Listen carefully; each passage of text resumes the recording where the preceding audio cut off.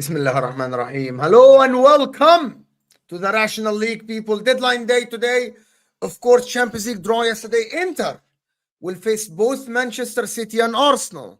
We got the toughest draw out of all of them. We'll still face Leverkusen. We'll face RB Leipzig. But we're up for it. At least we'll face Arsenal at our stadium.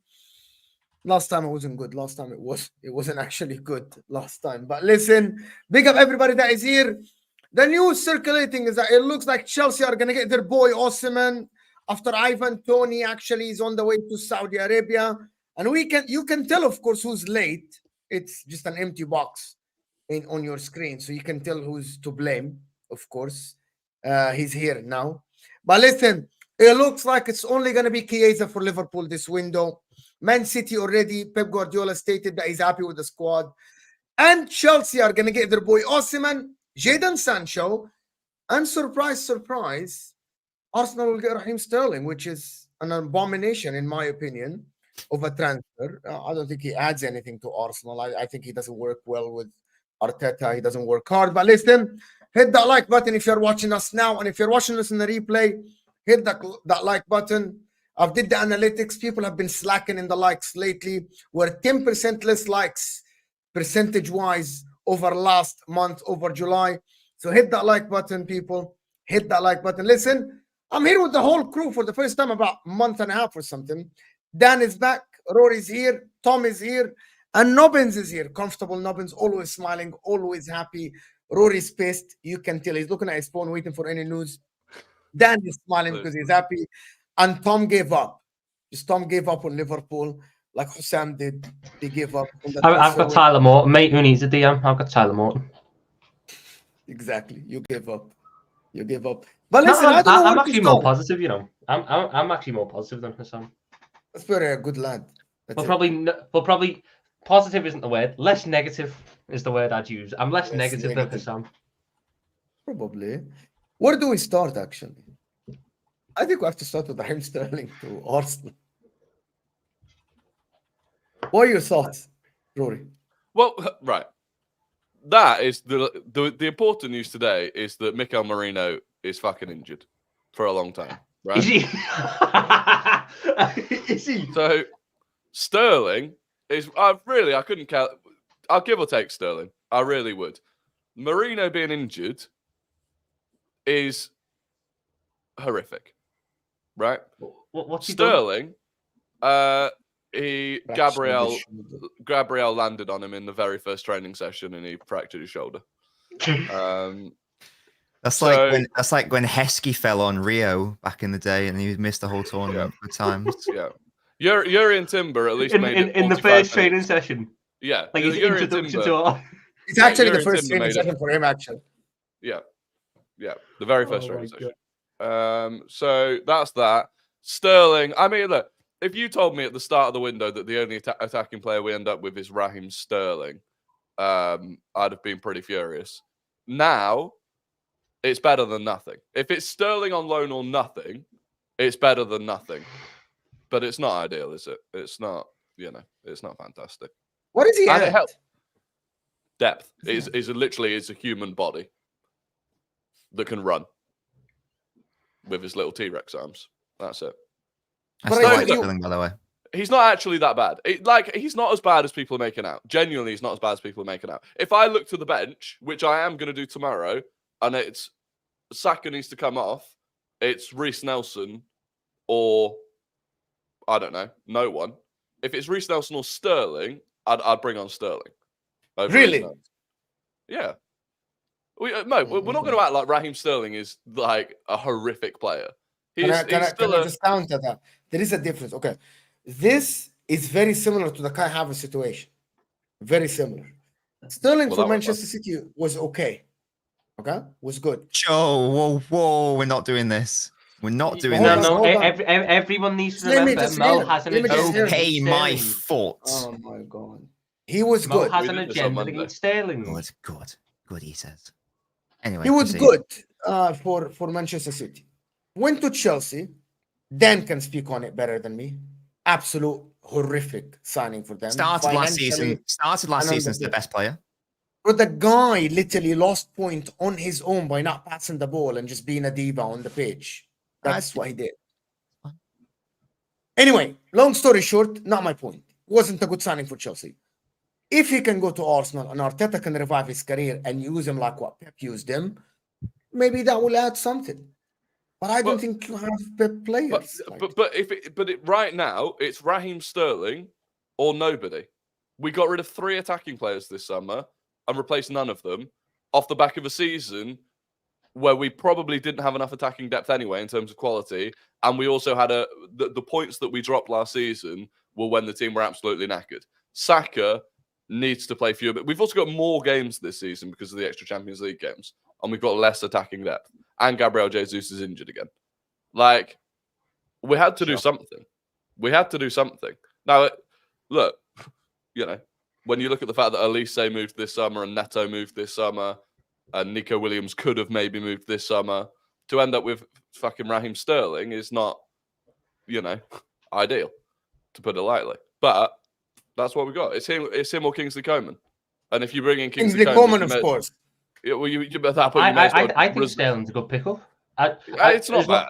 As long as he's not on, as long as you're not paying 325 grand a week. Oh, we won't be. Then I think it's a really solid pickup. Is it underwhelming for Arsenal needed at the start of the window? Yes, I think that's the case with a lot of clubs this summer. Look at the end now, they're sort of going, well, we kind of needed more. I know I'm like that. I feel like some City fans have been like that as well regarding certain positions. But Sterling to Arsenal, I think it gives them much needed winning experience in a position where I think they need it. And I think he's a guy who can still give you decent numbers. He's not going to put up what he was doing at City. Those days are gone. But he can still give you 15 GA in a season in all comps. which I think for Arsenal is better than fucking Reece Nelson's 0 in all the comps last season.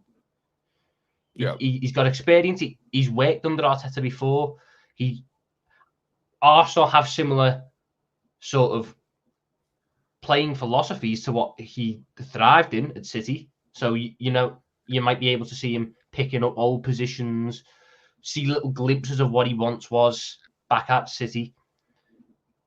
And he's versatile as well. Let's say you need to play Trossard up front. Sterling can do a job on the right and the left. It's a better fit than no one, as you said.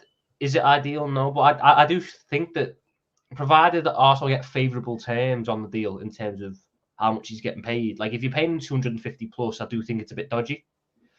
But if you can get him on like 200 under, I think that you can do a hell of a lot worse, and he can be a useful asset for Arsenal this season. Because the big thing, Saka needs to get rotated next season, or eventually his body's going to give up because that man gets battered every game. There needs to be points where Arteta can just take him out. And it's clear he doesn't trust Nelson. That's why he doesn't play him. He will most likely have more trust in Raheem Sterling. Therefore, Saka might be able to get a rest. You might be able to see. Because I felt like you'll probably speak better on it. Saka last season kind of had dips. He wasn't consistent all throughout. And I felt like that came after really intense periods where he kind of needed a little bit of time to rejuvenate himself. You can then skip them dips now if you've got Sterling and manage it so you've just got peak Saka. And I think that'll be worth an extra 3 to 6 points for Arsenal. Yeah, I mean, most of last season, Saka was playing with this Achilles problem where his Achilles was basically just almost constantly inflamed. And in an ideal situation, you'd just be able to give him a week off here, a week off there to reduce that inflammation. And we couldn't. And he was playing through it the whole time, which is obviously why he was limping all the time and got that abuse. But yeah, the point is, even last season, Nketiah, Fabio Vieira, and Smith Rowe played 2,500 minutes between them. And we've lost all three. And we've not replaced them. Like, Ethan Nwaneri is the only player that's likely to come in and pick up some of those minutes. So you had to find minutes somewhere. And like you said, Sterling can play left and right.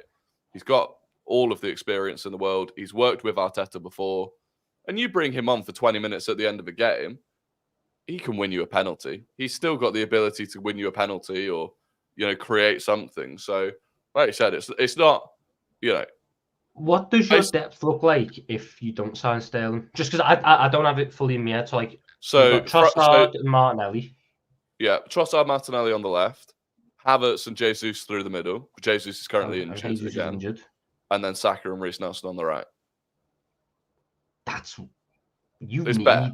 It's light. It's very bare. Considering if you think last season, you then had that six, you had the three, the reserve three, and then on the left you also had Smith Rowe. Through the middle you also had Nketiah, and off the right you also have Fabio Vieira. Because it's not even like you've got it's not even like you've got options where you can kind of like drag someone from midfield and put them up for a game or two. Like your midfielders are midfielders. One area is attackers. Yeah, one area could play off the right hand side if he really needed to. But then you look at that. We've also got no depth for Martin Odegaard. Like the depth for him was Fabio Vieira and Smith Rowe. Now it is a 17-year-old who hasn't basically no Premier League experience. So then if you're also thinking about using one area off the right hand side, what, like he's the backup for Saka and Odegaard as a 17-year-old. Like, yeah, it's insane. The depth is worrying. You've got good defensive depth. Oh, the defensive depth is great. Apart from Tomiyasu, who's just fucking disappeared off the face of the planet again. He likes to do that. You lose him for about 3 months, and he turns up against Liverpool and just has a really fucking good game, and then just sort of reappears. Yeah. King Prince, I'm just going to address King Prince in the chat if you don't mind. He's saying that now I'm saying Sterling is good because we're linked to him. Go back and watch the show on Monday where I was before we were linked to him, where I was arguing Sterling's case against the fraud in the middle. I was arguing his case then, so don't try and hit me with that one. But yeah, look, it's underwhelming overall, isn't it? And then Kingsley Coman's the alternative. At that point, you may as well reserve the hospital bed next to Gabriel Jesus for him now. So, yeah. So Arsenal are underwhelmed. Who are we moving on to next? Dan is the Chelsea fan. Do you think Sterling would work? And don't sell him. I think Sterling You're has not more selling him. chance. Sterling has more chance to succeed in at Arsenal, even if it's for a brief period, than he has at Chelsea. I think Arsenal's environment is probably a lot more suited to Raheem Sterling rather than Chelsea's that he's ever had at Chelsea. And I think that's been a massive issue, as I just don't think the environment was ever right for Raheem Sterling at Chelsea. I think too much was expected of him. I don't think he was ever that type of player at Liverpool or City before us. And I don't think it's worked for that reason. He isn't Arsenal's main man if he comes in. And I think that'll be a blessing for him rather than a hindrance. You could also argue that he's got a point to prove because he's now joining a team who are up against his former employees in City, who obviously won a lot without him. So you could argue he's got like a point to prove there. So you could also maybe have that mentality factor. He probably had his best 2 games last season against City for Chelsea Nobbins as well. Yeah, I remember he had Walker on toast. I would think that's probably why he was so disappointed not to be involved in the squad that first game of the season this year for Chelsea, is because it was against City. It probably embarrassed him.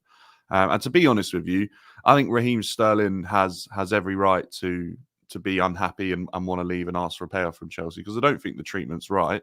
I don't think he's done much wrong. And there's not one person in world football that can sit here and tell me comfortably that Maresca's making the right decision keeping Mudryk in the squad rather than Raheem Sterling. So even if he is on 300 grand a week, it's not Raheem's fault.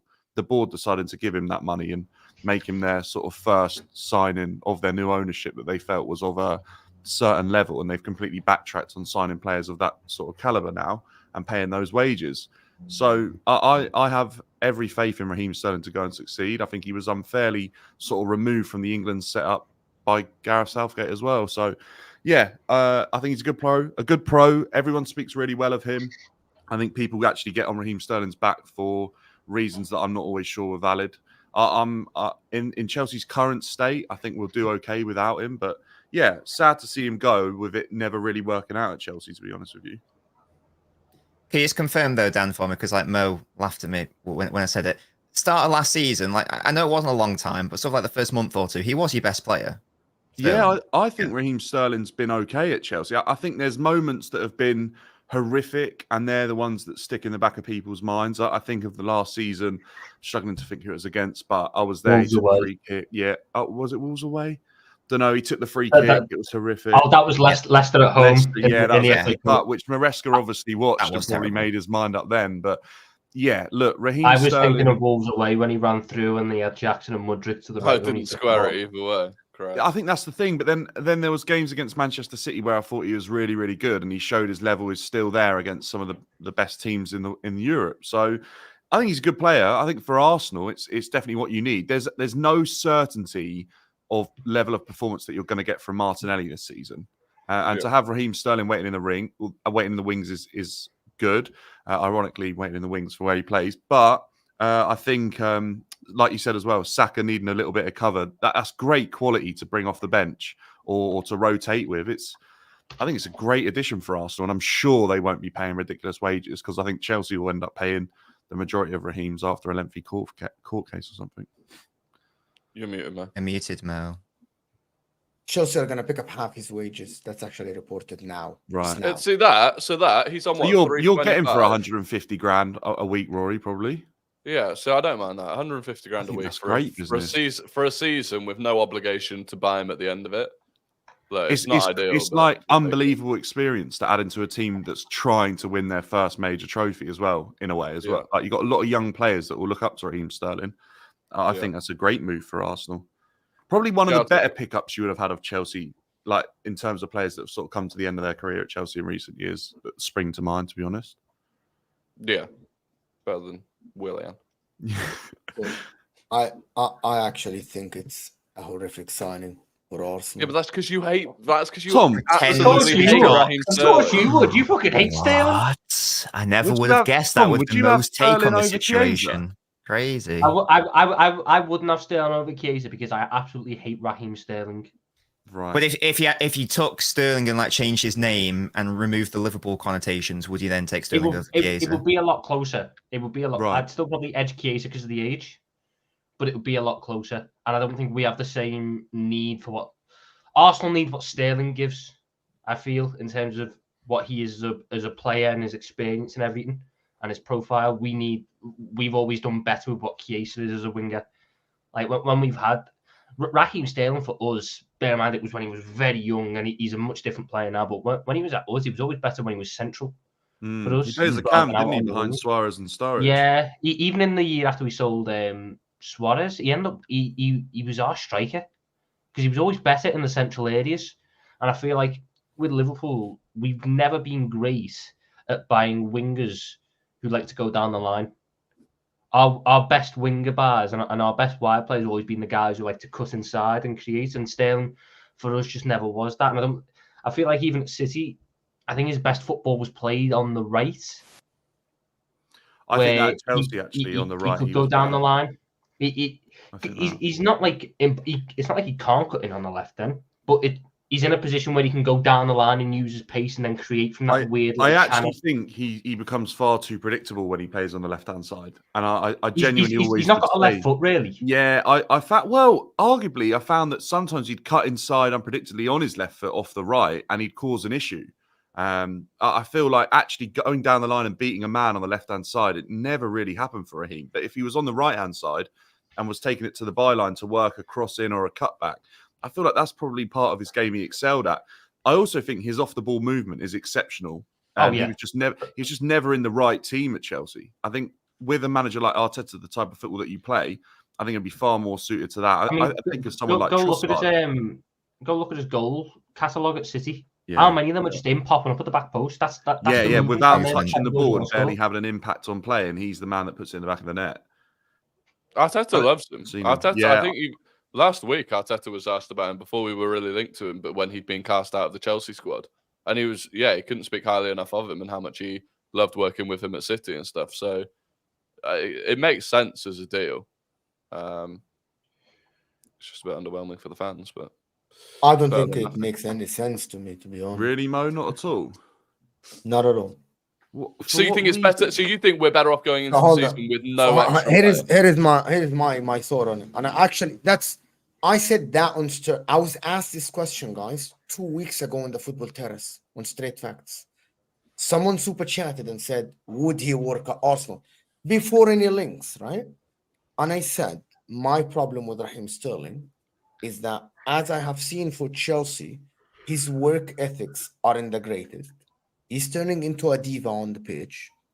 Arteta likes his team to work hard for each other, and they do. Everyone, even the ones that don't have that highest quality for the team, like Reece Nelson, they come on the pitch, they run their asses off.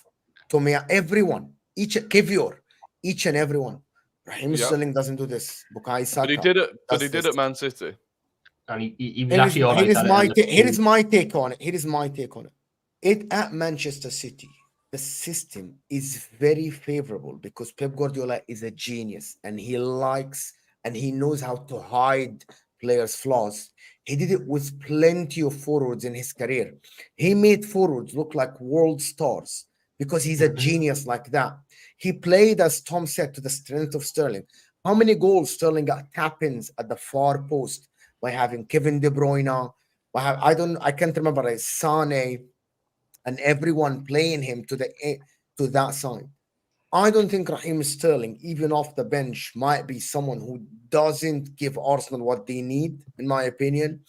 And I think that's 150k wasted on him. I know that Rory is doing what Liverpool did with Chiesa, which is it either this or nothing? I would rather have that. I look at it from outside completely different, Rory. I look at Arsenal. They shouldn't have the ifs. Sterling is a massive if for you. And that if might hurt you. I would rather play Saka at 70% or 60% than having Raheem Sterling. What is that face, Tom? What is that face? So I just want to. So you think Raheem Sterling is more of a risk? Well, I'm not going to put words in your mouth. I actually want to know who, if you would ask them right now, deadline's approaching, Sterling or Coleman? If they can manage, like Coleman, it's not better than Sterling for me. Same price. So you think they should sign Coleman? I would take Coleman. Despite the fact that Coleman's, I think we can all agree Coleman has an injuries and risk. everything, but he's not going for them to be a starter. And But neither Sterling. so is Raheem Sterling. But I think Coleman off the bench offers way more. The dribbling, the technical ability, he's higher than Sterling, in my opinion. Sterling doesn't beat his man often. He does it in glimpses, which is you have seen. Mo, do you not think there's an adjustment that has to come with Coleman, whereas Sterling's Premier League proven and has been his whole career? Of course, and the manager knows him inside out as a coach at his previous club. I think he knows that exactly is the case. the But I think at Chelsea, no one fully understood Raheem Sterling's correct tactical profile. Like Graham Potter played him as a wing back. I think people completely misjudged him. I think Tuchel thought he was a striker because he spent a little bit of time playing as a false nine at City. I think he got misprofiled an awful lot at Chelsea, whereas Arteta's well aware of what Raheem Sterling is as a player. The only reason I think Arsenal would have been keen on Coleman coming was the fact that he'd never not won a league title. But now that's broken, I don't think they'd be interested, really. Yeah. By the way, it looks like Sterling. Osimhen deal is going to be agreed in the next 15, 20 minutes. I just look at Sterling and I see a player. I'm not judging him much by this Chelsea run because I can imagine he became very disillusioned very quickly with what was going on at Chelsea. He was signed by a different manager who was seen to be doing his own project. And then within 6 months, the project he was signed for had been blown up and he was already starting to be ostracised slightly in terms of the fact he was on 325k a week and they were trying to bring in a wage structure. And Chelsea probably been trying to push Raheem Sterling out the door since that January, trying to find any way to offload the wages in order to line up. So I have no that's probably wise when you look at it, you go, is work rate's been off this, that, and the other. If Raheem Sterling was put in a team that's competing for the title, I have no doubt Raheem Sterling will refine that drive. He hasn't lost it.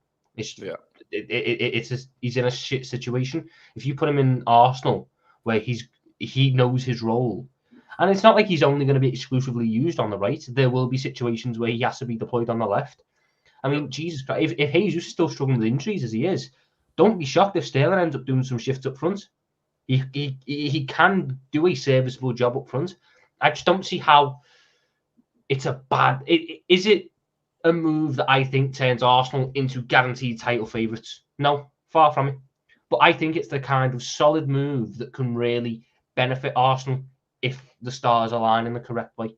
And I certainly wouldn't be picking Kingsley Coman over him. Certainly not, because the one thing I need from a backup is to be available. Fucking hell, what if Arsenal lose Saka to an injury? The odds are fucking 80% that Coleman's also in that medical room with him. Exactly. That's the thing. I think it's not a case of the signing Sterling makes us more favourites for the title. It's that I think not signing Sterling makes us far less favourites for the title because it just leaves us far too vulnerable in attack. It's not a signing that's going to push us, but it's a signing that is going to make sure that we don't have an absolute collapse because Saka gets injured and we have nothing in terms of cover. From that point of view, I get you. It's a body. You said that. Yeah. It's a body there. I actually think if Raheem Sterling gets some minutes for Arsenal, I think he takes Arsenal back. But if there is nobody there, it takes you back. That is my take on Raheem Sterling. I think if Raheem Sterling, for example, if Saka is missing for 10, 15 games and Raheem Sterling starts, only thing that takes you back. Oh, I agree. But That's if my Saka's opinion. But if Saka's injured for 10 or 15 games now, we're I would back. rather you That's the adjust within the system than have Raheem Sterling there. That is my take on it. thing. We don't even have the bodies to do that. Though. Let me ask Mo this. Guys, I actually don't like. Listen, I don't like how I just wanna Raheem ask you a Sterling question. played at Chelsea. I saw him actually being an abomination at Chelsea. Yeah, I but we saw did, the yeah, but, glimpses you guys are talking about. I saw But the the same- glimpses. but we didn't like Can the I way have that my Kai take Havertz on played it? Can I say the last word? Can I say the Yeah, last say it, sentence? Then say it. you guys talk. I know Say this is not my show by myself, right? Say it. I think Raheem Sterling hurt Chelsea more than he benefited them. That is my take on it.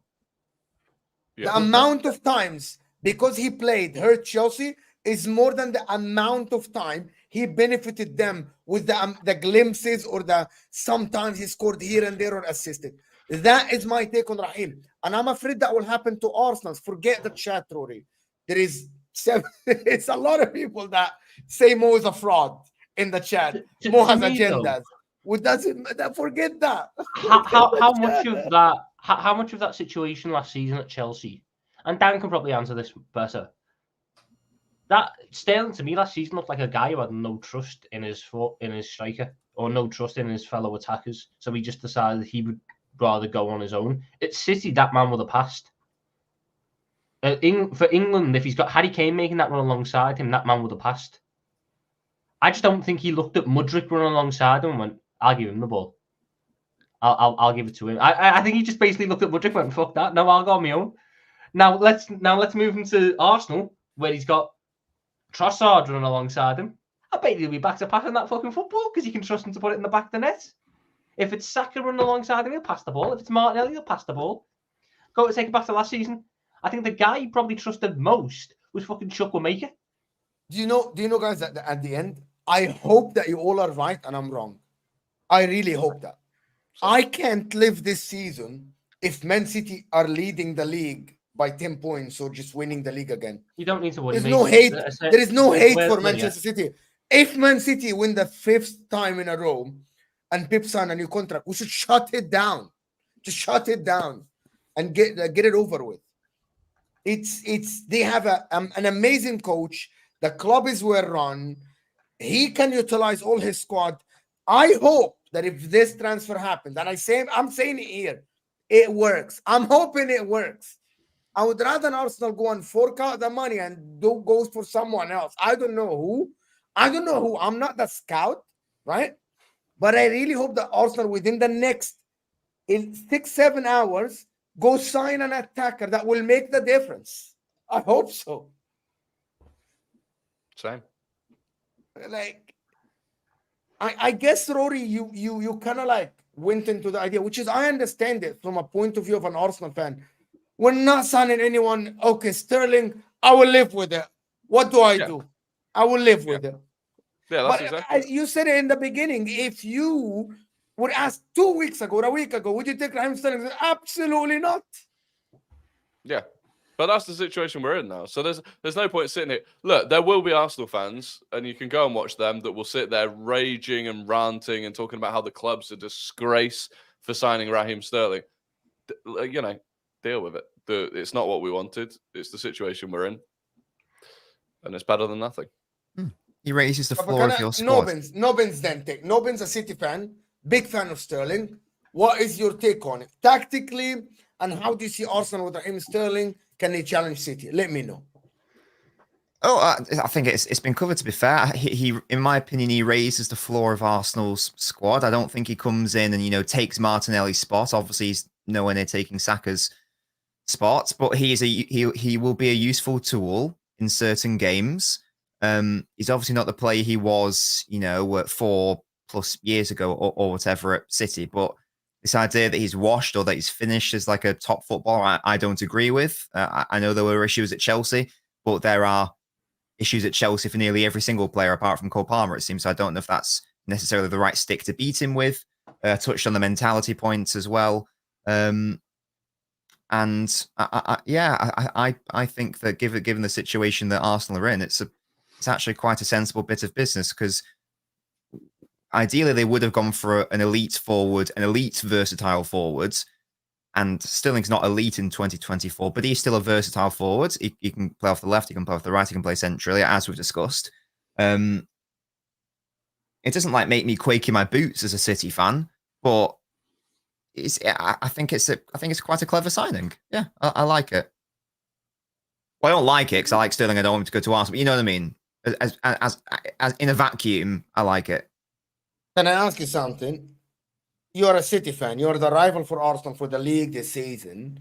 If I'm giving you a choice of Arsenal sign a forward or sign Sterling, would you say, yeah, sign Sterling is good for us as City fans? Well, so what, Sterling to City? No. You are a rival for Arsenal. Yes. You are given the choice, but you want to favor your club, City. Right. Would you give Arsenal Sterling or would you give them someone else? Well, who is to someone else? If someone else is Nico Williams, then obviously that's better. It depends who someone else is. Would you rather Arsenal sign Sterling or Coleman? Who do you think gives Arsenal a better... I'd rather they sign Coleman. There you go. For you to be better.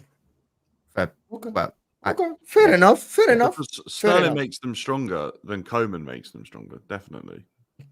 You really guys think that? Yeah.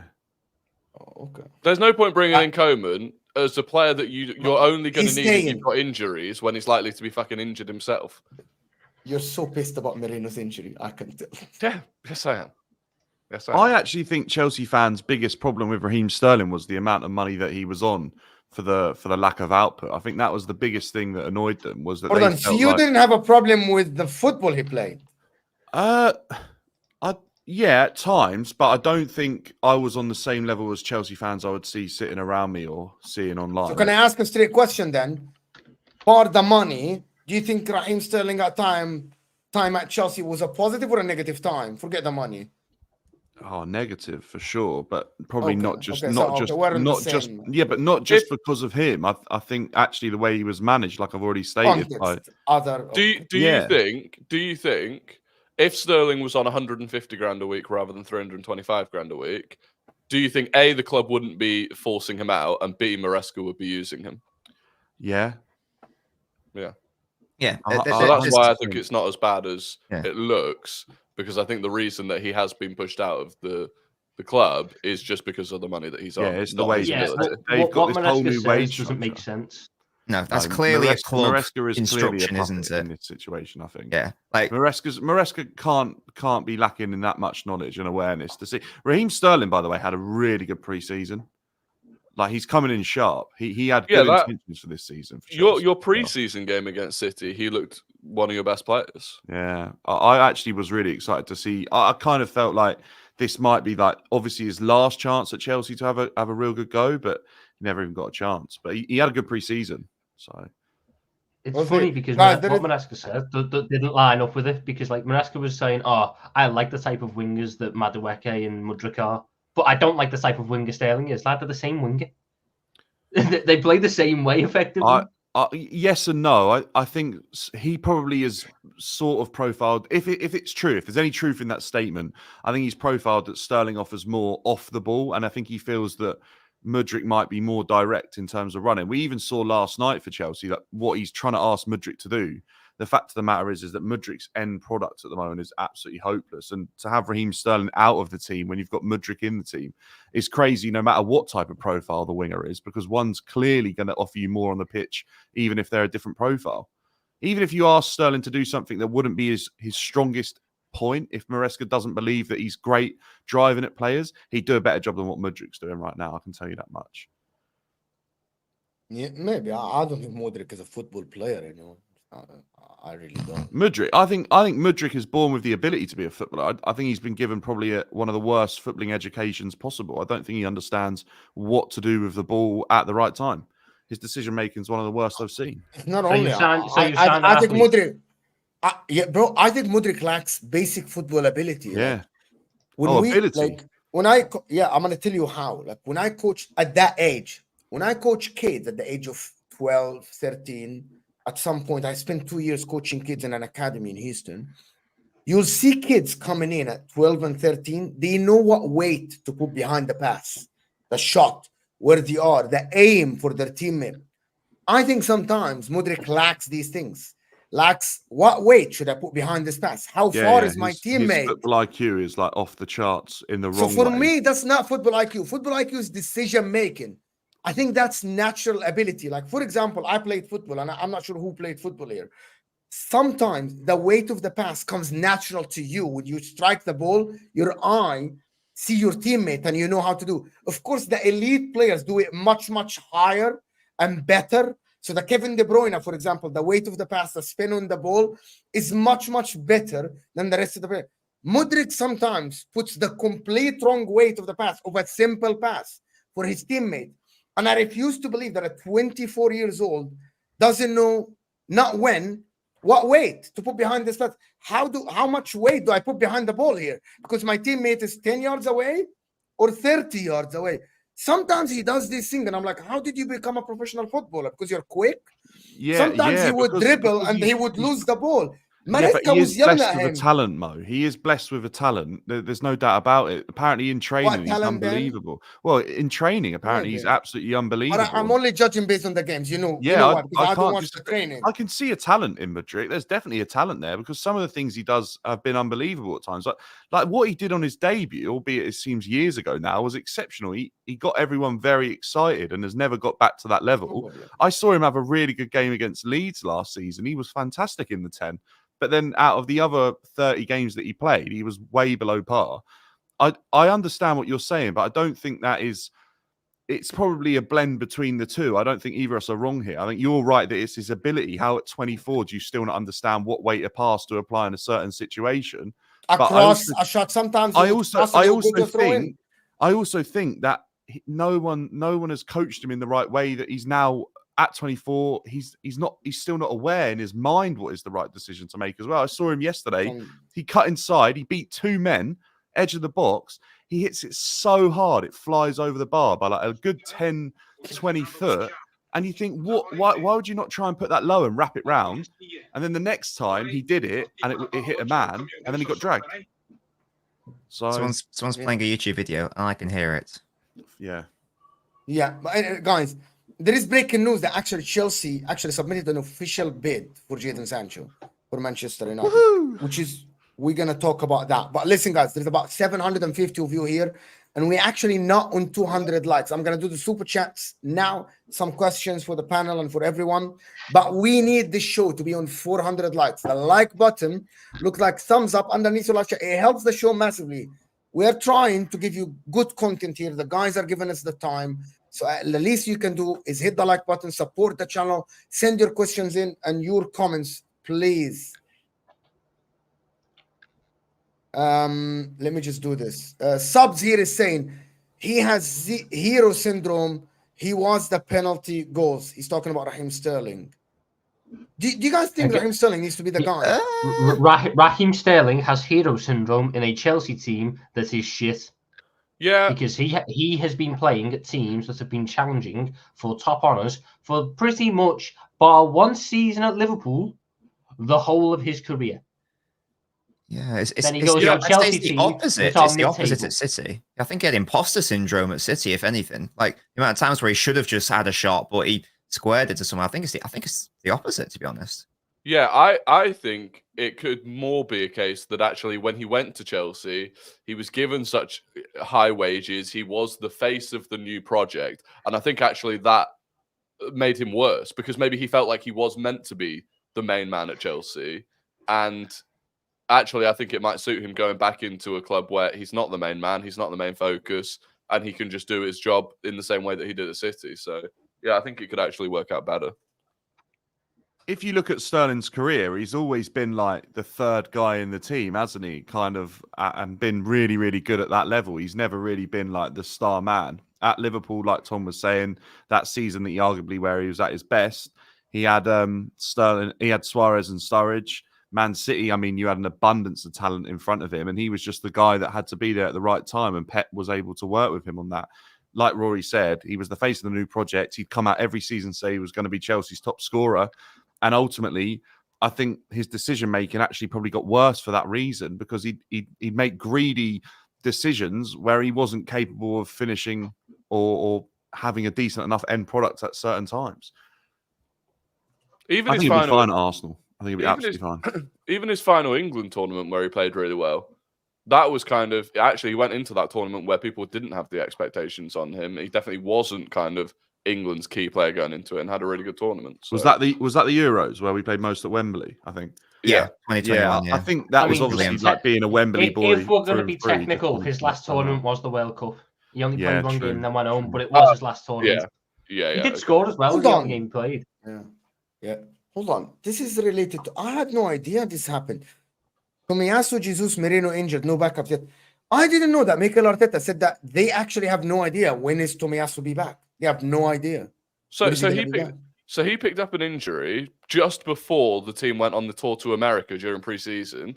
The very first thing we heard from the journalist was, it's a little bit of a calf, something to do with his calf. He's going to miss a couple of weeks, so he'll miss pre-season. Now Arteta said today, it's been slow progress. during the first phase of and his it's only the recovery, first phase. which makes it sound like it's a massive injury. And this is, and I've said this many, many times. Tomiyasu, whenever he gets injured, the period of time he's out for is way longer than it's initially said it's going to be. But I think you're already stacked. Timber, Ben White, Calafiori, Well, it's Kivior is yeah, staying. It's okay. but that's the thing. That's why we've kept Kivior. That injury is why Yeah, we've kept Kivior, because we would have taken the money for him otherwise. Ilozino saying Rory and the rest are desperate. Mo is right. Why am As I a City, desperate? as a City, Why would I be desperate about Sterling going to Arsenal? as a City fan, why would I want that to work? Why wouldn't I No, be like, yeah, he's I actually shit? think this show, everyone here is objective and they have a take, and that take might be outrageous, but there's an explanation for it. As long as you have an explanation, as Terry always says, as long as you have an explanation for your take, I will accept it. Saying just blatant statements don't make any sense sometimes.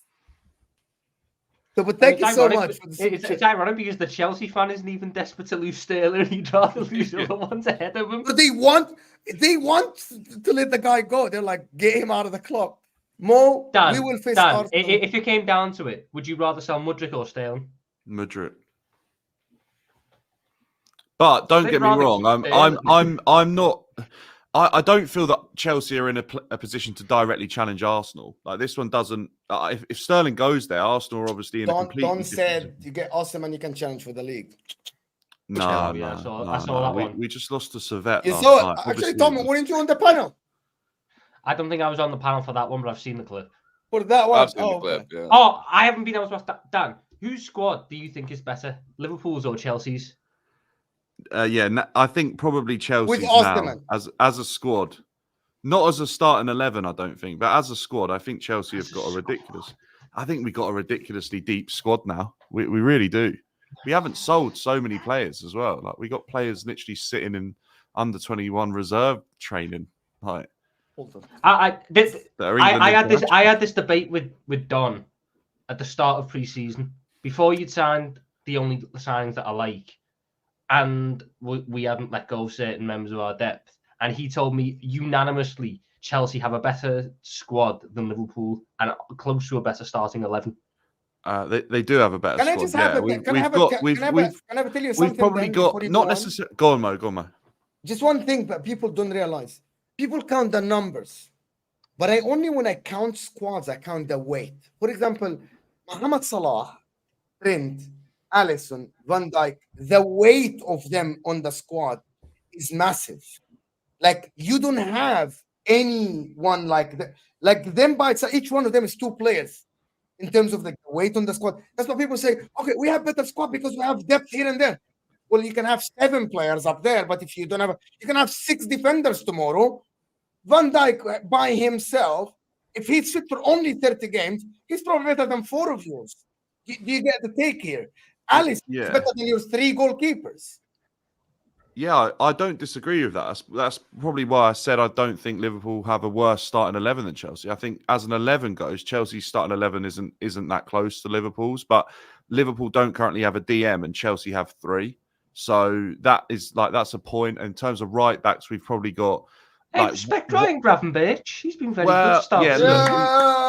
Let's see with Gravenberch, I think, but he's doing an okay job right now. But he's going to tear Man United Sunday. In terms of what Liverpool have squad-wise and as a squad, I think Chelsea's is probably deeper. Is probably the right term to use instead of better. But can I ask you something? Depends how you're asking the question about a squad. For that logic, then, do you think if Nottingham Forest of lots of players, like they did like last season or the season before, do you think that by itself, because of the numbers and how deep the squad, have a better squad than Liverpool, for example, if they don't have depth? Is that how we argue about who has a better it depends squad? I think you have to probably put a little bit more context into the question when you're asking about squad, because you can interpret it in a different way. Do you mean squad in the fact that it's prepared to go into the season and fight on how many different fronts and be able to cope with injuries, suspensions, all that sort of stuff, and make sure that it's got different players for different type of tactics and different type of matches that you'll face and challenges along the season? or do you mean in terms of a starting 11 and the quality of player that the squad possesses? Like that's kind of the difference in question, because Nottingham Forest squad doesn't get anywhere near Liverpool's or Chelsea's. Yeah, I get your point. Top Somali cities is saying, Mo, we will face Arsenal in the Champions League. Any thoughts? I get you're an Arsenal fan. I think it'll be a very tough game, even at San Siro. I think we'll face a very, very tough 2 games against City. City are definitely favorites. I think Inter will be favorites playing Arsenal at home, but it's just very close, in my opinion. Very close, to be honest. We'll see how it goes. Mo, who's better, Sterling or Chiesa? Sterling. That's my answer to you. Sterling. Yes. That's my answer. I don't rate Chiesa after the first year at Juventus. He literally fell off a cliff. And Allegri didn't help him develop at all as well. The way they played him wing back, a striker, and he wasn't great at all. How are we blaming coaching for player who doesn't pass, can't beat his man, and misses so many chances? It is just not a touchline winger anymore. That's Sterling. Who is that? Oh, Sterling. No, I don't know. Sterling. Did we blame That could be Sterling? Mudryk. Yeah, I was going to say, is he asking about Mudryk there? No, I he's don't think asking. we I know blamed- that Stubbs is no. asking about Sterling. I don't know if I we know that. blamed the coaching. I just think we blamed. I definitely questioned how he was used, because Sterling is definitely not the profile of a wing back like Graham Potter saw. So I'm not Yeah, blaming. but you coaching. said that the problem is the environment, the coaching, and Yeah, but the Yeah, environment well- doesn't necessarily mean the coaching. I Yeah, said but- I think the big problem with Sterling was he didn't rate his teammates. Yeah, I completely agree with that, by the way. I think Sterling Probably. thought that there would be a far better level of quality and an influx of player into Chelsea than what there was. I We'll think see. Sterling was sold a different project than what has actually happened. Yeah. And do you know what, Tom? He probably was, because at the time, the players they were signing were like Koulibaly from Napoli, and they were going after Yeah, players these that had a players bit that of, were seen on the they had a top echelon of reputation, European football. and they were paying sizable fees. I mean, we paid 75, 80 million for Wesley Fofana as like one of the hottest prospects defensively. We were looking at a project that actually probably matched what Chelsea were doing previously. That was very, very quickly flipped on its head and turned into a different project. And I don't think Sterling's been happy since. let's go through the super chats because the panel gaslighting is making me nauseous. I don't know who are we gaslighting. I have no idea. Is it talking about Arsenal? Probably D Brown. I think you are. AFC fans, not the panel. That's what he's saying. He's talking about the Arsenal fans praising Sterling signing, whatever. But thank you everybody for super chats. Keep getting involved. Hit that like button. We're actually on the way to 300 likes. We got almost 900 people here. Sancho and Osimhen to Chelsea. I don't know how many forwards can they have on the squad, and there has to be a limit at some point. We're selling one today. Who? Oh, Washington. the most horrendous piece of fucking sports washing I've ever seen. It's a great bit of business. Oh, We've did made you see that unbelievable- shit? That Washington, you're talking about the Washington for 22 million pounds. Great business. guys. That's crazy. I saw your How many I saw games your did he even tweet, play? Rory. And 28 you're minutes. absolutely spot on, Rory. about 28 the- minutes. Yeah, And he's and we've made How's profit. he on Yeah. 5 million? Look, And the talent was how quite obviously ironic there. is it that it's Strasbourg as well? Yeah, I Strasbourg. can see why our blue co-owned club would want to sign him off of the 28 minutes that we saw for Chelsea last season. No, Dan, you gotta be That's honest gross. here. This is the National League. You have to be Yeah. honest. I'm being This completely is honest. This is a shady piece of business. A shady piece of business. Yeah, we're in a bad way, aren't we? There's no way we get away with this. Do you I know think you're why doing this it- happened? You guys know why this happened, right? Yeah, because we're in It's- trouble it's in back, the It's books. back on. No, it's after the news the day before Yeah. yesterday. The FF UEFA, when the UEFA in threatened UEFA. Chelsea that we are not accepting this hotel Hotel. sales and all this. You'll have to fix the books by selling players, not selling hotels. So Chelsea going to Strasbourg, give us 20 million. I Well, love I the fact know that the- I thought the UEFA ruling was not selling to like sister clubs or something like that. No, was you can it's- sell. no. You can sell. No, UEFA's so what you- ruling was that you can't sell any sales with it of hotels, car parks, all of that Right. stuff doesn't count on the books. So One would day later. Girona's transfer to Manchester City for Salvio or Troy's? I'm not sure who actually ended up that's selling fine. anything. It- That's No, fine. so- Actually, that's a- Washington actually, it's that's- two separate things. right. And actually, by the way, it's less than market value. so it doesn't inflate anyone's books. So it's UEFA can't get involved. Wait, what? Like- Chelsea sales less than market value? The rule. No. Right. Go ahead.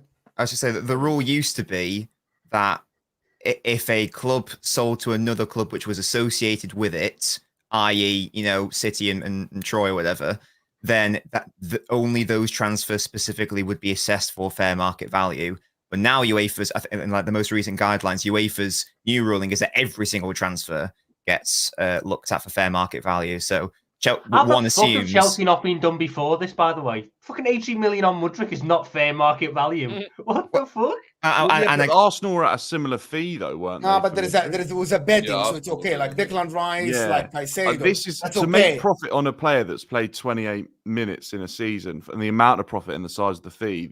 That's going to definitely catch people's eyes as something suspect for sure. I also like how in the attempt to clear FFP, Chelsea are going to end up spending a lot more money in buying Osimhen and Sancho. So they're definitely not going to clear it. It's like you can't accept it. Look, we're fucked for a couple of years. We ain't allowed to play Europe for a couple of years. We'll have this squad. We'll balance it out, and then we'll be there in 2 years. Well, I think this is the thing as well. I think that the Chelsea directors and owners at the moment, I think they have more focus on this Club World Cup than they do in the UEFA competitions. I had a couple of Chelsea fans comment today saying, "Oh, we're just focused on the Club World Cup." Yeah, I think they believe in the marketing power of it. Yeah, I was like, do you understand how shit the Club World Cup's going to be? No one is going to give a bollocks about it. None of the big clubs don't care about it. City don't care about it. Madrid don't care about it. So I don't know what they think that competition is going to be, but it's not going to be what they think. The Club World Cup has never been big in England. Like even when three of our clubs, because Arsenal have never been in it, but 3 of our clubs have won the competition, and it's never like there's never been a big hurrah about it. It's a completely different structure now, isn't it? But the issue I've got is the way the qualifying works. Chelsea are probably the 5th, 6th best team in England, and they've qualified for the Club World Cup when teams above us and who are currently in a better state aren't qualifying for it. Why did you qualify? Was it because you won it? Because we won the Champions League in 21, so we get in through that. But obviously, right. So how long does that last? Does that count for a number of years, or? Yeah, I presume if the summer of 24 is the Club World Cup, it's probably from 2020 or something. I think that they do it based on the coefficient of the 3 years prior to the year before the World Cup starts. So the final, the final coefficient points that counted were the ones from last season, right? And then it was going back 3 seasons before that. Let's go back to someone in the chat says the last 2 winners. If it's the last 2 winners, then Chelsea are fucked next year because City and Madrid have it. So then, unless we win the Club World Cup, they already If Chelsea's whole thing is we're going to focus on this Club World Cup, they're in it for 1 year. They don't win it. They're now banned from European competition for breaching FFP, and they're not even in the next iteration of the Club World Cup. What the fuck is going on there? Let's go back to the Osimhen thing. Okay, I don't know why my Twitter keeps like, there's Osimhen. It looks like I don't think it's as close as you think it is, man. I don't know why I keep getting Osimhen waiting for Chelsea. He's willing now. There is news that he's willing to negotiate with Chelsea his wages. I think he wants to go. He doesn't want to stay at Napoli. No one is in for him. Even the Saudi club Al Ahly have just pulled out of the race. As Fabrizio said, they're focused on Tony. Medical is done or it's going on. They're just going to sign Tony. Where is Osimhen going to play? He has to play somewhere. He's not going to stay at Napoli after all of this. I just saw a thing that said it's a genuine possibility now that he stays at Napoli. Yeah, I've got a feeling he might because Al Ahly have pulled out, and if they can't agree on a wage structure, because Chelsea want him. Have they pulled out, or are they basically just saying to Napoli? They can't register 2 players. They can't register 2 players. That's all. But my whole thing is, are they pulling out, or are they going, right, we've got Tony ready, and we're going to go through with it unless you lower that price to what we can pay. And then we'll just go for Osimhen because we clearly want him. And then Tony just gets fucked off at Brentford. Because I look at that and think that's probably the Saudi club's They're not going to do Tony that dirty, bro. Imagine him doing the medical. I wouldn't. If Osimhen suddenly becomes available the 11th hour, and they have the choice between Osimhen and Tony for a similar price, who are they going to pick? So I you think don't they think might- they're gonna? I don't think that Saudi club have pulled out yet. I think there's a case of they're So just hold kinda on. So strong you arm that think they with- can actually do Tony dirty at the final hour, for I think example? I think they might pull out that Tony deal and sign Osimhen. But I don't Why would think they care? I think Tony's not an idiot. I think Ivan Tony represents it, but not an idiot. They have to sign because Tony had Chelsea as well as a chance, and he accepted the Saudi offer. He's not going to wait for the last hour, and then Well, so- there's no but he Chelsea or Saudi Arabia. But I don't know. that's It's that's just the what I'm thing that thinking. right now they're all playing a game of chicken with each other. Like it's one massive game It's of who chicken. blinks first. Yeah, but the thing is, I reckon Saudi might be looking at it going, you know, there was all this hype for Osimhen, but actually, none of the big clubs are in. Okay, Chelsea are in for him, but no other big clubs really. Like, is he as big as maybe they thought he was? Is the pull of Osimhen that big when actually it's just between them and Chelsea for him? Like, he's there on the table. Arsenal haven't gone in for him, even though they need a potential striker. United haven't gone in for him. Like, no one else has gone there. So, I don't know. It's a weird one, but I do think it is going to come down to the final hour. And then the thing is, Saudi technically don't have to rush it because they've still got an extra couple of days. Their window doesn't close until Monday night. So they can let the deadline go. As soon as the deadline's gone, Chelsea no longer have the ability to sign either Tony or Osimhen, and then Saudi can make their choice. So, yeah, it's a big old game of chicken. I think there's more chance Chelsea sign Jadon Sancho today than we sign Victor Osimhen. Why are you signing think some Sancho? both. Explain to me, Dan. It Why? made a lot more sense to me when Sterling was being mentioned for a potential swap deal. Right. They must feel that numbers-wise, losing Raheem Sterling means that they need to sign another winger. I think there's room for Sancho. You are low on forwards, to be fair. Yeah, they don't. They're selling Washington, aren't they? They need another forward. I think they view Sancho as an opportunity as well. And I think when they view a player who would be considered a slightly higher level than some of the players that they've signed, I think they view him as an opportunity. If Sancho comes in, say he comes in for, well, I don't know how much, but say he comes in. I heard 25 million is a fee that was being rumored. If we signed him for 25 million, and I'm not sure that's correct, by the way, but anything under 40, I think they'd view as an opportunity. It's actually correct. It's correct. Look, if we get Sancho for 25 million, I don't think many teams in the Premier League would even question that deal happening at their club. In the hope that the Sancho that performs is the one that had his first spell at Dortmund, not even the second spell. I don't think. I think they would hope. I don't think Sancho suits the Premier League, though. I'd probably agree with you on that, Tom. I think he's too slow and he wants too much time and he wants to like drift into these pockets which teams just can't accommodate for. Whereas in the Bundesliga, it's such a frantic league in its style of defending that Sancho has these chances to pick up these pockets and pick up these spaces. I mean, when we saw him at United, and albeit United have not been in a great state whilst he's been there, but Sancho does. We were talking earlier about Sterling not being able to beat a man. Fucking hell, I can't remember the last time I saw Sancho beat a man in the Premier League. Sancho would receive the ball, size up a man, go fuck that, and pass it back to Dalot. Like I just don't. If Chelsea are going to sign someone, it should have been a striker. I completely agree with you. I think a striker and a centre back were far higher priority, and then I'd even throw a goalkeeper in as well. The fact we've signed Pedro Neto, still have Mudryk, Madueke, Cole Palmer's flexible, then we'd have probably Nkunku and Felix as viable options to sort of rotate out wide if needed as well. I feel like we've got enough depth there. I think they're viewing Sancho as an opportunity. I genuinely do. If there's any glimpse that he performs, they'll flip him for 40 million, 30 million to a European side. So they're treating him like a pair of limited edition Jordans or something. I think they do. Yeah, and I think they're doing exactly the same with João Felix. Hold on. Can I ask Dan a question here? So you think Arsenal getting Raheem Sterling and you're getting Sancho, Arsenal getting the better deal? Yes. Oh my God. What? There's a reason Arsenal. I actually think you're the only Chelsea fan I have spoken to that think that way. Can you elaborate, please? What? Yeah, Everyone thinks that Sancho to Chelsea and getting Raheem Sterling off is the massive positive for Chelsea. You're the Well, I think only the only one. positive for Chelsea is getting rid of the wages. I think that's the only thing. As long as we don't put Sancho on similar wages, which I don't think will happen, because I don't think anyone is going to get those type of wages at Chelsea again. I think Sterling, I've seen 10 years of evidence of being a good level in the Prem. Even at Chelsea, like, he was okay. I could deal with him if he started a game. All right, at times I'd be livid after the game finished, but yeah, I could deal with it seeing his name in the starting 11.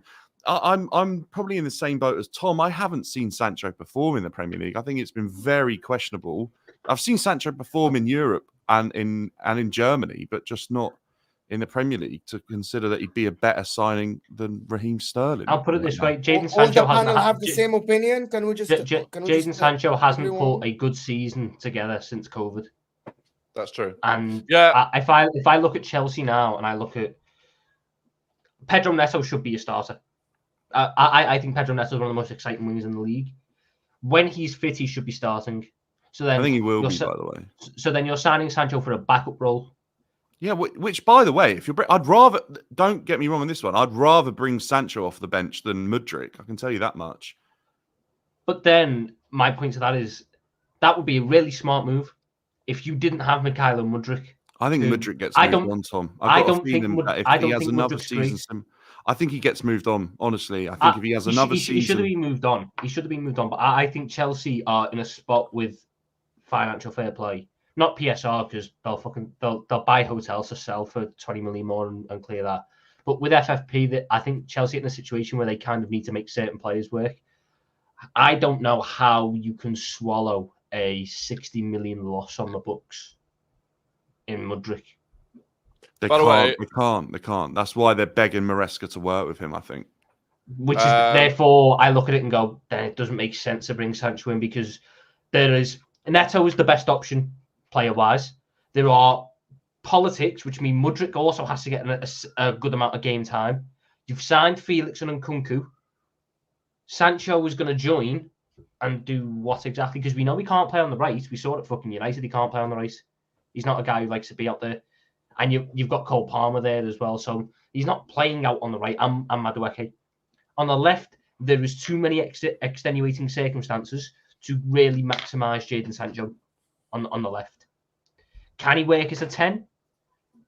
That would be one hell of an ask. But even then, you've got options there, which I feel are better. If you want to play in Nkunku or Felix deeper, I think that you own them permanently. You might as well use them. I just don't see the fit for Sancho at Chelsea. Even when there was talks of the swap deal, I understood the finances behind it, but I always thought United were getting the better half of the deal there, because I think Sterling offers more than Sancho does at this point, because Sancho has never proven it in England. This panel is the only panel in the history of YouTube that actually think that, or maybe I need to watch more YouTube, actually. Well, to be fair, we haven't heard Rory or Nobbins. I've just been having my little Sancho rant. Okay, can we just hear then Nobbins' opinion? The thinks what? Sorry. The Sterling's better than Sancho. Sancho and Sterling's situation. Who's getting the better thing here? Who's getting the better opportunity or player? Arsenal. I just think, by the way, the Athletic are now saying that Arsenal are done for the day, which would suggest we're not getting Sterling. So we've spoken about it for like 40 minutes, and that's incredibly rude of Sterling to not go to Arsenal after we've discussed him for so long. The thing is, I'd look at them as two different things anyway, but I'd just say from a Chelsea perspective, if you do well enough to get Sterling off the books, take that win and move. Don't then bring in Sancho, who has the potential to just be another absolute stinker. Like, I don't know. I mean, people are having to go at Dan in the chat, but I just went and got a haircut and my barber's for Chelsea. They're having a go on all of us now. Someone said this channel doesn't have any serious take. Yeah, but if you want the man on the street's opinion, my barber's a Chelsea fan, and he said the exact same thing. He was like, I don't understand why we would get rid of Sterling and then bring in Sancho. It makes no sense. So okay. There you go. I actually don't understand how Chelsea, and I said, by the way, and I said it on the terrace as well when I was asked this. Why are Chelsea thinking about Sancho? And Husam said it perfect. He said, they have too many Sanchos. They have Nkunku, they have Felix. There's too many of these guys. What are you going to do with the guy? What is he going to play? Exactly. And why are you getting this guy? There is no reason. Well, and also, you know what it is, Mo? The guy has failed for 3 years. Can I just finish this? Yeah. The guy has failed for 3 years in the Premier League. And it's not due to Ten Hag. Under Oli, he didn't play well as well. So it has nothing to do with Ten Hag's coaching. He was coming from Dortmund as a star. Oli couldn't even get the best out of him at all. As Tom said, the guy might not be suited for the Premier League. Very simple. Like Pep said Is with that Brahim Mo Diaz. agreeing with my take? Oh, I what said a that dick. many times. I said when I was asked, should he go to Chelsea or Juventus? I think definitely Juventus. It's no brainer. Slower league. He's playing in a way more dominant team in Serie A.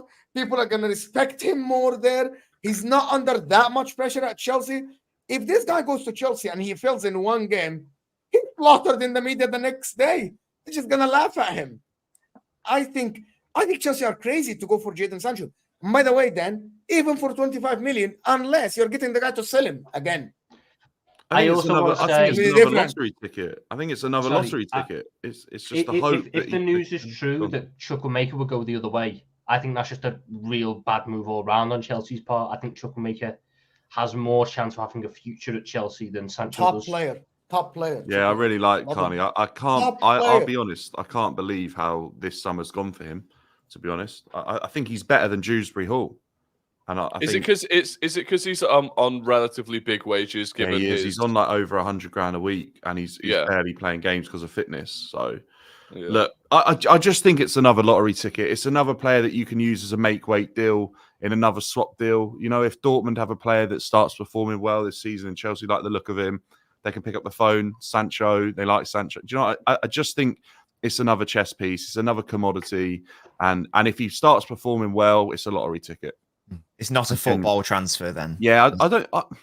Yes and no. Look, this happened.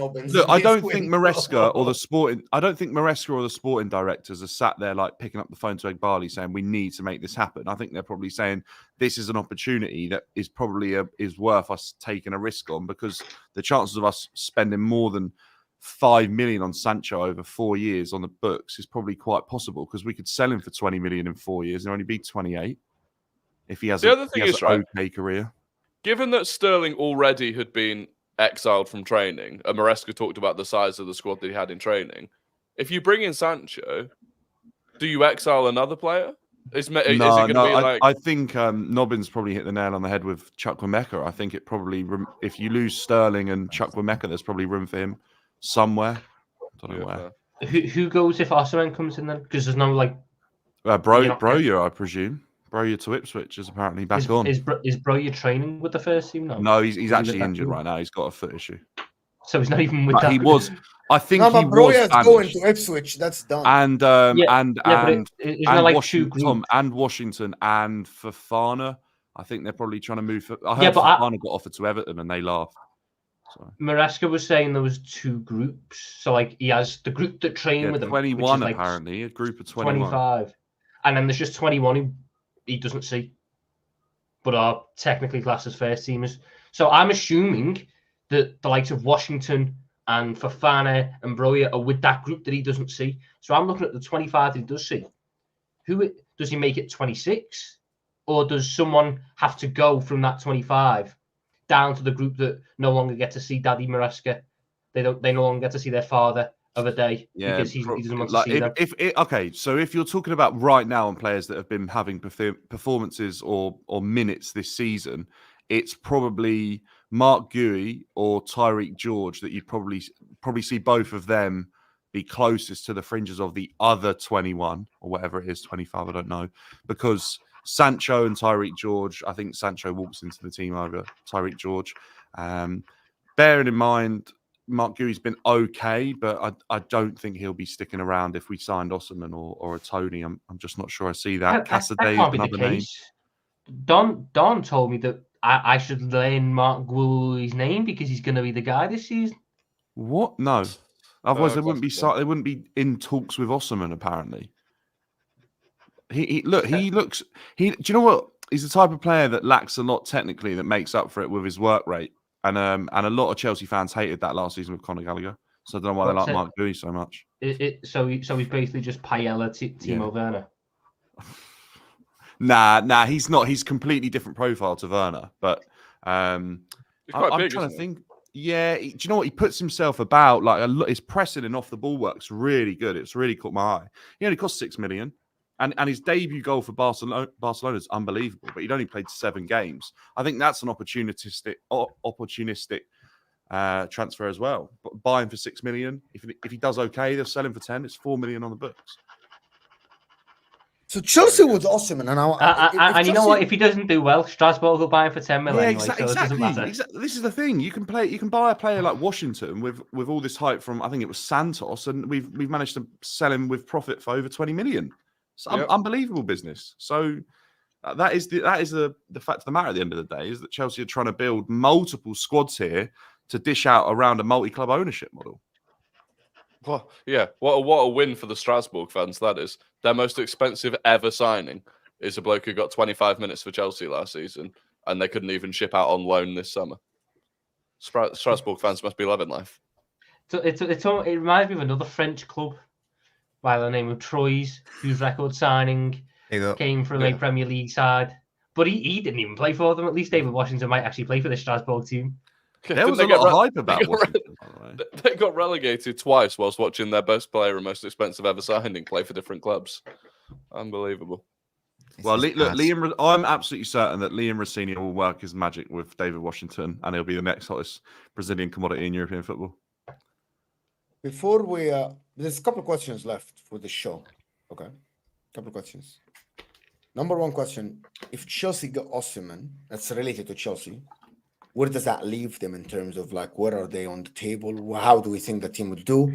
And if they don't get Osimhen, has they done enough this window? That is the number one thing. Done enough or what aim? Their aim has always been top 4. I don't think they're aiming to win the league. If they don't get Osimhen, I don't think they.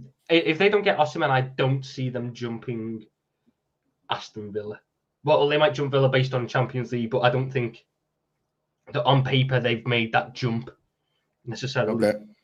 Okay. If they get Osimhen, they probably have, because they've got a very rare commodity in the Premier League, which is a striker who can score 20 goals. Do you think if they get Osimhen, they can challenge you for third? Probably not, no, because I don't see.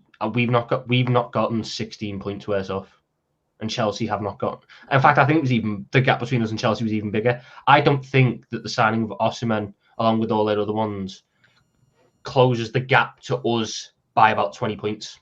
I don't think there's a 20-point swing in that. I don't think we've gotten worse and they've gotten better to the point where we swap over. I actually think there's an argument that we've not gotten worse. So you'd put us in a similar position to what we were last season.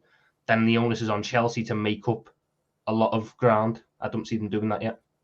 I think the Victor Osimhen signing would cement Chelsea's challenge for top 4. It puts us in a far better position to compete against the likes of Tottenham. If Aston Villa stay similar to what they were last season, maybe Newcastle, that people were talking about, Brighton are obviously looking strong at the beginning of this season. I think it puts us in a far better position to take chances that we failed to take last season, even with Nicholas Jackson still scoring a good amount of goals. There were probably 10 chances that Jackson could have had that would have won us games rather than draw or lose, I think. But you were going to say something. Go ahead, Rory. Go ahead. Are you sure? Nobbins can go. Nobbins was going to say something. Tom cut him off. Rory, after you, matey, of course. I didn't say anything. I didn't do anything. That's all. I think if they get Osimhen, they challenge for top 7. If they don't get Osimhen, they could still challenge for top 7. Can you not troll? Can you just... You can't hold your smile, and you can't hold your smile. I can see it. The grin of Rory. You can't hold the smile, bro. I can see it. Only because I do think it's genuinely funny that my genuine opinion is Osimhen or no Osimhen, they fight for top 7 because their defense is pathetic, and nothing is going to change that. And I agree with that, by the way, Rory. We're conceding 2 goals a game at the moment.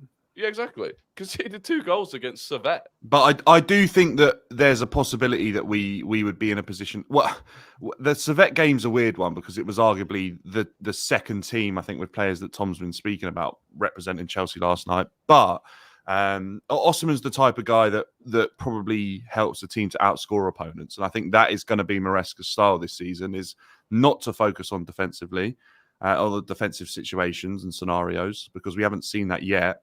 And it'll be hoping for moments like the second half against Wolves where we've gone in at 2-2 and put 4 past them. I do also think there's just an assumption that, and I said this before when it looked like he was going to go to Saudi anyway, but I think there's an assumption that Osimhen's just going to come in and will be a 20-goal a season striker in the Premier League. And I'm not 25. convinced. 25. I'm not convinced he will be. Certainly not in the first season. I think it'll take him a long time to adjust. If it was Osimhen last season for Chelsea, 20 plus goals, easy. He would have had it. Yeah, I agree. Easy, by the way. Jackson literally missed about like 5 tap-ins, like, plus the other chances where he was like, you could have shot. Why did you dribble and lose it? Why did you not take the shot? Why didn't you hit the ball instead of going for your foot? I've seen that. So that's why I'm saying, Rory, I'm not like assuming that he's good. I think he's a better forward, just Jackson. And based on the chances they create, I'm assuming he will convert at least 30% of Jackson chances that he missed last season. That's why I'm saying that. It's not like just because I Osimhen sometimes. Nobbins, please. I sort of agree with Rory in a way. If they don't sign anyone, I think that their potential could, because the thing is, Chelsea is such a weird team that I wouldn't be surprised if they finish 5th. I wouldn't be surprised if they finish 8th. Like, I think that's a reasonable thing to say because of what's going on at the club. So I reckon without Osimhen, they'll finish between 5th and 8th. If they do sign him, I would predict between 4th and 6th. That's what I'd go for. I like this way of thinking, Nolan. It's just a very because it's in my opinion, they're maybe the hardest. If you're doing like a predicting where clubs are going to go, I feel like Chelsea would be the most erratic in terms of like where people would predict them. I think again, you could easily see them finishing there. You can easily see them finishing 4th potentially. Like, do you think Chelsea? Both arguments will be valid. I hear both arguments will be valid. Do you think Chelsea are worse than last season though? Like, what are your thoughts on that? Are Chelsea, if Chelsea finished 5th last season, are they worse or are they? They're different, aren't they? It's not like okay, what were Arsenal last season? What are they this season? Well, they are the same, but a little bit better or whatever. Chelsea are they've changed. They've absolutely changed to a totally different way of playing and a totally different manager. So I don't think it's as simple as going, oh, well, we brought in X players, now we're better. You're very different. So I don't even know how valid last season's form is from a comparison perspective. And that's why I'm struggling to place them. That's why I've given myself a big window there because I don't feel comfortable locking them in anywhere, to be honest. We'll see if they get Osimhen or not. I think we need to wait like a couple of weeks. Both of Chelsea's goalkeepers are crap. That Jorgensen you interrupted me. Crazy. On you out. Yeah, because I just remember I went to look at the Servette score and I remember the second goal yesterday. Look at that. He had a thought and he released it. He released it rather than thinking about the social dynamics of the conversation. I would never. It's okay. Yeah, it's okay. I agree with Tom on that though. The Jorgensen attempt of a save and the second goal yesterday is honestly outrageous. Well, it's like he just sort of stood there, watched it go past him, and went, "Shit, I was supposed to dive." Yeah, it's like when you got button lag on FIFA when you used to be pro club keeper and then dive a bit late. That's what it reminded me of. Like, both of Chelsea's keepers are shit. They've spent all this money and they've not bought a good goalkeeper. You've signed 9 different goalies and Sanchez is still the best one. We signed Penders the other day and he's going to remain on loan. I actually made the point the other day that I actually thought Kepa was still the best goalkeeper at Chelsea until he got loaned out. And I have no idea why Kepa, by the way, I have no idea why Kepa didn't work. Most of the goalkeepers that came from Spain to the Premier League worked. De Gea worked, Courtois worked. Like, most of the goalkeepers worked, I don't know why Kepa didn't work. I have no idea. He might do all right. Well, I think it's ability, isn't it? He made too many mistakes. And obviously, I'll go back to that Sarri moment. I think that was like the nail in the coffin at Chelsea with the fans. I think he might do okay at Bournemouth. He's under his old captain in Areola as his manager. So I think there's a good relationship. His old captain? I think so. I'm sure he was his old captain at Bilbao. I have no idea. But listen, guys, we have to move on to the last question of the show, like in the last 5-6 minutes, because there are 2 super chats about this. And we have about 1,000 people here. So we need the likes to 500, at least 50% of the percentage, guys. Hit that like button underneath your live chat. Don't leave it to the end of the show. Faisal is saying, no more incomings for Arsenal. Left back, goalkeeper, and an injured 8. It's crazy. It's absolutely crazy. They got Neto. Good pickup. But they let go of a goalkeeper. So Ramsdale left. No, So but it's just like for like. actually, our goalkeeper they situation, made if money. you actually think about it, last season we had Raya, Ramsdale, and then Carl Hayne, who's now playing for Valladolid in Spain on loan. We've now got Raya, a 35-year-old Neto, and Tommy Setford, who's a 20-year-old that we just bought from Ajax. So hopefully Raya plays every game. He's But good on Football Manager though. who? Setford. And I want to get the next super chats because they are related to what we're gonna ask. Arsenal now, based on what Rory told me, and I actually went and I checked the tweet. It actually says that Arsenal window is done. It's actually done. They are not going for another signing. So have Arsenal done enough, especially with Merino's injury for a few weeks now? Tomiyasu's out for a while. Ronald here is saying Chelsea are trading house for football talent, no relation to football success. Agents will start to swerve total BS. Do you agree with that, Dan? Before we move on to the Arsenal thing. Nah, I don't think I agree with it. I probably did a couple of weeks ago, but I feel like some of the transfers that they like, you wouldn't be going after Osimhen if you were looking for profit in the deal because Napoli signed him for 100%. Napoli signed him for 70 million and are probably going to lose money on And him. not Neto. Neto's Yeah, not so a signing. few weeks ago, I genuinely believed Chelsea were looking to have so many players about to sell and it would be football trading. But now I genuinely believe that there's a blend of the two. I think it's evident to see the type of player that they're going after is a lot more settling for me in terms of level of ability. To answer Ronald here, I actually think the board at Chelsea are going both ways. Both ways. They are going in two directions. They sign players to play now, and they're actually signing players to flip. Tevin here. Thank you, Tevin, for coming back. I know you've always been here. And he's saying, I've maintained that I would. By the way, Tevin has been always watching. And he is. I've always been arguing with me that I said that Arsenal haven't done enough. And he's like, I have maintained that I would wait to see, and the smoke. But if what I'm hearing is true, this is the worst window in our club's history because of what is at stake and our gross negligence. Rory. Well, it's not the worst window. And there was a window where we once signed Petr Cech and nobody else. It's not the worst window. I get what he's saying in terms of what's at stake, but there's always things at stake, right? And it's not the worst window in our history, but it's not good. Have Arsenal done enough for you before we end the show? Have Arsenal done enough to win the Premier League this season, especially with Merino's injury? No. Are you better or worse than last season now? Worse, arguably. Worse? I think. Really? Well, who would you really? Well, defensively last season, okay, we bought in Calafiori, and I think he'll be a brilliant signing. Really like the look of him. But the fact is, we had the best defense in the league last season. Wasn't an issue for us. What cost us the league were the few games where we couldn't score. We've done nothing to the attack. Our attack has actually weakened. And we bought in Merino, who, again, I think will be a very good signing, but is injured. I think we've improved our midfield depth. We've weakened our attacking depth. Our starting 11 maybe is slightly improved because of Merino. We'll have to wait and see. But overall, it's a bad window.